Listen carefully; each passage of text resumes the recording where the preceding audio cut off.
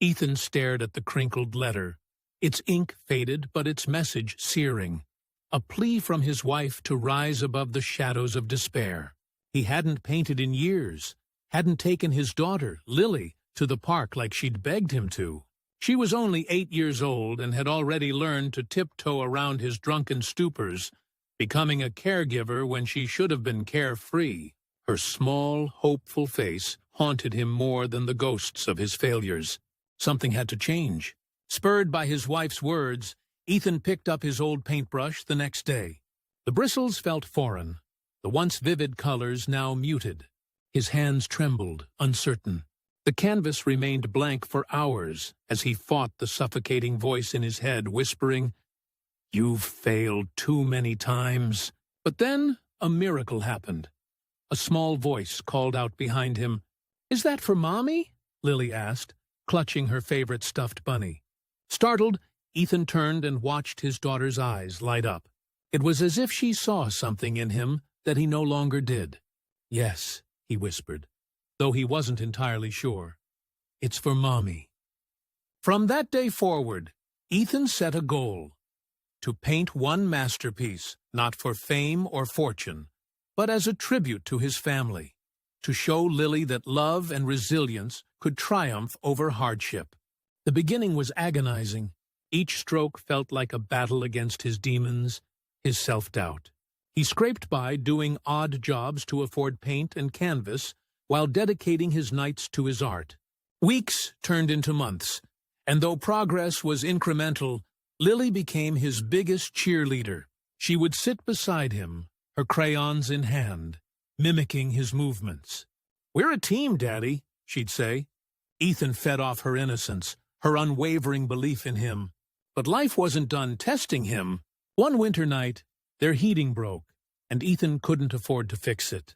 They huddled under blankets in the cold, Lily's tiny frame pressed against his. He felt like a failure again, but her sleepy voice reminded him, "I'm warm because of you, Daddy." Those words lit a fire inside him colder nights couldn't extinguish. As Ethan's skills sharpened, so did his perspective. His masterpiece evolved beyond mere paint and brushstrokes. It became a symbol of his redemption, his wife's enduring love, and the strength he found through Lily. The piece, an evocative portrait of a woman surrounded by light, seemed to pulse with life. He called it the Lantern, inspired by how his wife had once been his guiding light even in her absence. Word of his work spread locally after he nervously displayed it at a community art show. To his surprise, not only was the painting admired, but it was also purchased by an anonymous buyer for a life-changing amount. The money meant stability for him and Lily, but more importantly, it symbolized the validation he had long sought. Not from the world, but from himself. Yet, the true masterpiece wasn't the painting. It was Ethan's transformation. He had rediscovered his purpose, his ability to love and create, all because he chose to believe in a tomorrow worth fighting for. The last letter from his wife wasn't just a nudge, it was a lifeline, one that he clung to even on the darkest days. As Ethan tucked Lily into bed one evening, she hugged him tightly and said, "Mommy would be so proud of you." Tears filled his eyes. In that moment, he realized his journey wasn't about becoming perfect. It was about showing Lily that no matter how far you fall, you can always rise again. Ethan's story is a testament to the resilience of the human spirit. It reminds us that even in our lowest moments, there's a spark waiting to be reignited. Redemption isn't about erasing the past. It's about using it as the foundation for a brighter future. So, take the leap.